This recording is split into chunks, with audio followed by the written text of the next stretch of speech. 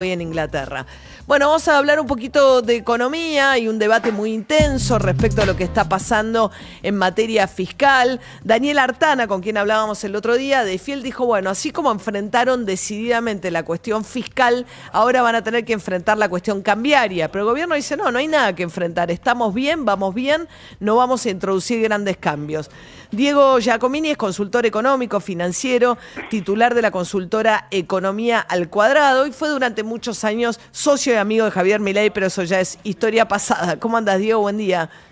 ¿Qué tal? ¿Cómo andás? Bien, ¿y vos? María? Muy bien. Bueno, ¿cómo ves esta discusión entre economistas que se está dando respecto de si las cosas están bien como estamos o hay que hacer algo ya para la salida del cepo? Mira, primero y ante todo, yo creo que la profesión de economista, en promedio, no todos, es gran parte del problema. Si vos analizás el devenir de los acontecimientos a lo largo de los lustros y décadas, el promedio de los economistas dicen generalmente que las cosas van bastante bien, que solamente hay que hacer un par de ajustes, siempre, hasta que viene la trompada macroeconómica y nos pegamos macroeconómicamente hablando contra la pared, y ahí se dan vuelta como un panqueque y dicen, no, esto se veía venir, esto es un desastre, etcétera, etcétera, etcétera. ¿Por qué sucede esto? Te cuento esto porque la gente no lo sabe y vos me preguntás la discusión de los economistas.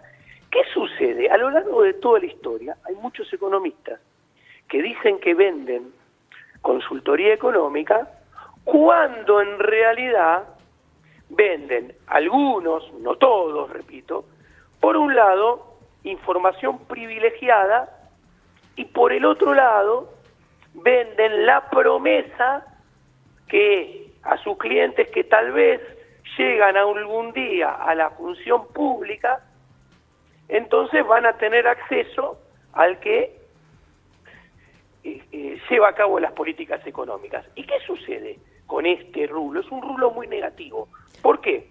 Porque cuando... O sea, Caputo y Bausili eran integrantes de una consultora. Vos estás hablando de cómo laburan los economistas, que tienen consultoras que hacen informes mensuales, claro, que le venden a clientes que son empresas, empresarios, etcétera. Entonces, decir que ese vínculo cliente-consultor después hace que el que llega, los consultores terminen, digamos, cada tanto se convierte en ministro de Economía. A ver, María, te explico cómo funciona el rulo. A ver. Pero igual, dale. Le venden a las empresas que ellos tienen acceso a los burócratas, que hablan con el presidente del Banco Central, que hablan con el ministro de Economía, etcétera, etcétera. Que tienen lo que llamaste información privilegiada, o sea, yo te voy a tirar la posta a posta. Exactamente. Entonces, ¿qué sucede? Para seguir teniendo acceso a esa información privilegiada, necesitan que el burócrata no se enoje, para que le siga abriendo la puerta. Entonces, ¿qué hace? Cuando analizan la macroeconomía, dicen, mira, acá habría falta de hacer unos retoques, habría que cambiar algo, pero nunca, si las cosas van mal, dicen que las cosas van descarnadamente mal. ¿Por qué? Porque si no, el burócrata se enoja, el burócrata no les abre más la puerta, no los atienden. Bueno, eso pasa un poco en ciertos gobiernos, ¿no? Porque la mayoría de estas consultoras tienden, digamos, una mirada más afín a los gobiernos, como puede haber sido el de Macri o ahora el de Javier Milei, y menos por ahí porque a los gobiernos peronistas. No te creas. Hay consultoras de todos los colores. No, sí, obvio que hay de todos los colores. No, por supuesto, no digo que no, pero quiero decir, tienden muchas de estas a ser más afines a planes económicos, más fiscalmente o más de ajuste, digamos. Pero ¿cuál es el problema? Que no me dejas terminar de explicártelo, María. Perdón. El problema es que los burócratas, que todos sabemos que se inventan sus realidades, no quieren escuchar críticas, etcétera, etcétera, les gusta que le digan que van bien, los llaman para preguntarles cómo va su política económica. Entonces estos economistas van y le dicen, no muchachos, ustedes van bien, simplemente acá tendrían que devaluar un poquito el 20%, bajar este impuesto, cuando en realidad los problemas ameritan un cambio de pe a pa de fondo de la política económica. Entonces, ¿qué sucede? Se crea un rulo muy negativo, porque los economistas analizan suavemente, de manera equivocada, la economía para seguir teniendo acceso a la información privilegiada de los burócratas. Los burócratas toman en cuenta lo que dicen estos economistas como una verdad revelada y dicen, vamos bien, no hay que hacer muchos cambios, y no hacen cambios. ¿Y qué sucede? El devenir de los acontecimientos empeoran, y cuando la verdad emerge descarnadamente y el golpe macroeconómico ya es inexorable, los economistas se corren de la escena y se vuelven, en lugar pasan de apoyar a criticar, y esto se veía venir. Bueno, ahora, Diego, estamos charlando con Diego Giacomini, que es economista, fue durante muchos años la persona más cercana a Javier Milei, pero ya antes de la presidencia que tomaron caminos separados. Ahora, Diego, vos decís, hay que hacer cambios de pe a pa, ¿no? Me quedo con esa parte que dijiste. Sí. ¿Por qué? Porque esto no se sostiene en el tiempo, porque necesitas salir del cepo, porque el dólar está atrasado. ¿Cuál es la razón principal por la que vos creés que esto no va? Mira, a diferencia de lo que escuché que dijo Daniel Artana, que para mí se equivoca, la política económica tiene dos grandes patas. Por un lado, política fiscal, por otro lado, política monetaria. Las dos son lo que se llaman dinámicamente inconsistentes. ¿Qué quiere decir esto? Que a medida que pasa el tiempo, estas políticas solo logran mostrar, alcanzar los costos, pero nunca traen y emergen las supuestas bondades macroeconómicas que iban a brindar en el tiempo. Con lo cual, el gobierno cada vez pierde más reputación, más credibilidad, y los resultados malos se potencian, y los resultados supuestamente buenos que algún día iban a emerger quedan todavía más lejos en el tiempo y nunca se manifiestan. A ver, si te entendí bien, Diego, fracasa. Pero si te entendí bien, la cuestión fiscal es, vos haces un ajuste, tenés una recesión y a cambio bajás la inflación. Vos decís, y la cuestión del cepo, decís, mantengo el cepo porque quiero aumentar la reserva del Banco Central. Vos decís, a la larga no ocurre ni una cosa ni la otra y solo pagás el costo de mantener el cepo y de haber hecho un tremendo ajuste. Eso entre paréntesis. Y los resultados buenos, eso sí, los resultados buenos se fuman. ¿Qué quiero decir? El ajuste fiscal, si vos mirás enero, febrero, marzo, abril, mayo es excepcional, siempre, el resultado fiscal tiende a cero. El déficit fiscal va a volver a aparecer más adelante en el tiempo. ¿Cómo está logrado el supuesto superávit fiscal?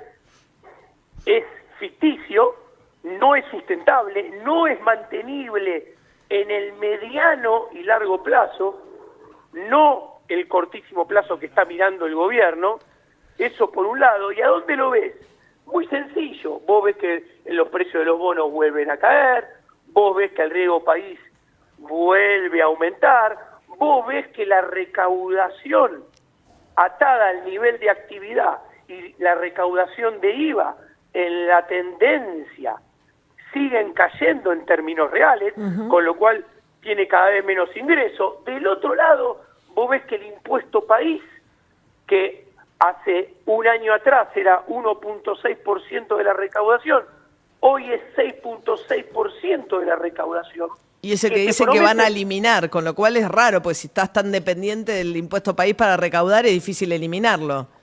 No solamente es difícil eliminarlo, que cuando muy probablemente no lo eliminen, es otra promesa incumplida y una mentira más, que erosiona aún más la reputación y la credibilidad. Por el lado monetario, Diego, vos tenés... Sí. Sí.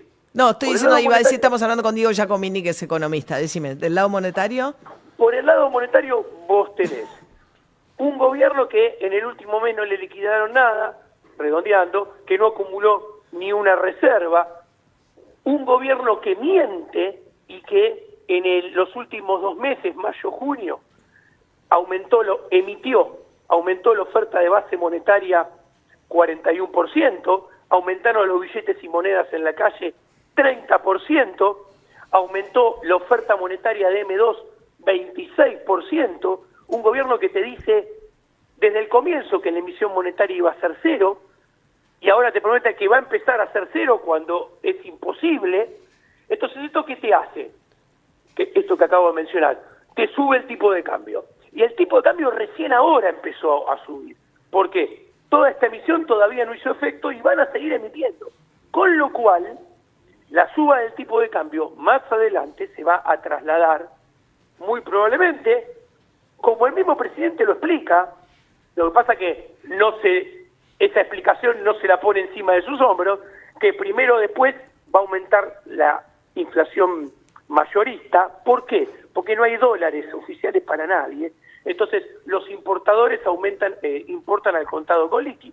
Si importás al contado con liqui, el contado con liqui sube, aumentan los costos de importación, van a subir precio mayorista. Aunque mantengas pisado el dólar oficial, el valor de referencia para las importaciones pasa a ser el dólar, los dólares de contado con liqui, 1.400, con lo cual eso igual presiona sobre precios, aunque tengas el dólar oficial planchado. Claro, y como emitieron, hay lo que se llama técnicamente con variación monetaria, y esa suba del dólar va a subir a precio mayorista, se va a trasladar a precio mayorista. Después, la suba de precio mayorista se va a trasladar más adelante a minoristas, y la inflación va a tener forma de U. O sea, esta inflación que venía bajando va a encontrar un piso que no lo va a poder perforar y quebrar, y después de que sea evidente que durante unos meses no lo quiebra, va a empezar a subir. O sea, vos decís que la U que no va a ser una U de la actividad económica, ni tampoco una B corta, sino que lo que va a ser la U va a ser la inflación, el peor escenario posible. Exactamente, porque el nivel de actividad económica que cayó, se desplomó en una super recesión, ahora en los últimos meses quedó con forma de letra L mayúscula, quedó empantanada en un nivel de actividad muy, muy bajo. Ahora, ¿qué sucede? Cuando suba el tipo de cambio más adelante, se aumente el paralelo todavía más, se ensanche todavía más la brecha en la película de mediano plazo. ¿Eso qué va a hacer? Y la inflación tenga forma de U, los salarios, que el presidente se llena la boca diciendo, los últimos 2 meses le ganaban inflación, probablemente vuelvan a perder contra la inflación. Con lo cual, hay alguna posibilidad que el nivel de actividad también se lesione más adelante en el tiempo. Entonces, cuando te explico todo esto, vos te das cuenta que esto amerita cambios muy, muy profundos que inexorablemente van a ser dolorosos. ¿Por qué? Porque vos me preguntás, ¿el presidente qué debería hacer? Y yo le hubiera recomendado, yo se lo recomendé abrir el cepo el primer día. Claro. Ahora, y yo vengo explicando desde marzo que la última chance de abrir el cepo era abril, que después iba a complicar todavía mucho más. Tuve razón una vez más. Bien, Diego Giacomini, consultor económico y financiero, es de la consultora Economía al Cuadrado, fue durante muchos años socio de Javier Milei, y bueno, con este pronóstico un poco sombrío. Gracias, Diego. Un placer, María. Hasta luego. Hasta luego. 8:37 de la mañana. La Cardeus es el colchón que está